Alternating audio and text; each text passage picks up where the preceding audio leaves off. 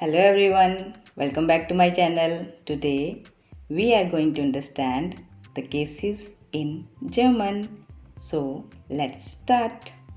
In German, there are 4 grammatical cases. Number 1, nominative. Number 2, accusative. Number 3, dative. Number 4, genitive. In this video, we are going to understand dative case. When we need to make a sentence, we need 3 basic things. Number 1, subject. Number 2, verb. Number 3, object. But sometimes we got 2 objects in a sentence. One object is called direct object and second object is called indirect object. Direct object is called accusative case and indirect object is called dative case. Okay, let's understand this case with the help of an example. I give the man a book.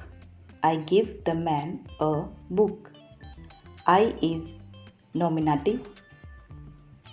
A book is accusative. The man is dative. I is a pronoun and it is in subjective or nominative case. A book is in accusative case because a book is a direct object. How? Because I give a book. I give what? I give a book. A book is a direct object and direct object is in accusative case. Whom I give a book? The man. The man I give a book. So the man is an indirect object. So it is in dative case. So we can understand dative case in this way that the dative case is used to show the indirect object of a verb. It indicates the receiver of an action. Because in this example, I give the man a book. Who received the book? The man. The man is the receiver of an action. There are some verbs that require the dative case. For example, danken means to thank. Helfen means to help. Passen means to fit. Antworten means to answer. Schmecken means to taste. Trauen means to trust. Folgen means to follow.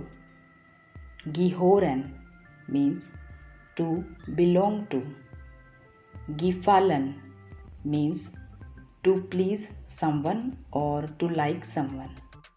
In dative case, there are certain prepositions that always require the dative case.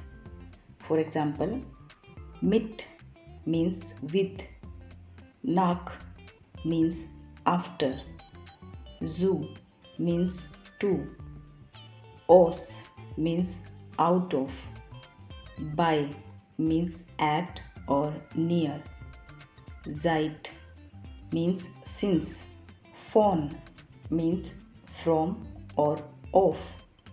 We will do exercise using dative verbs and dative prepositions in different video. In this video, I want to make you understand what is dative case. So that is all for today. Thanks for watching.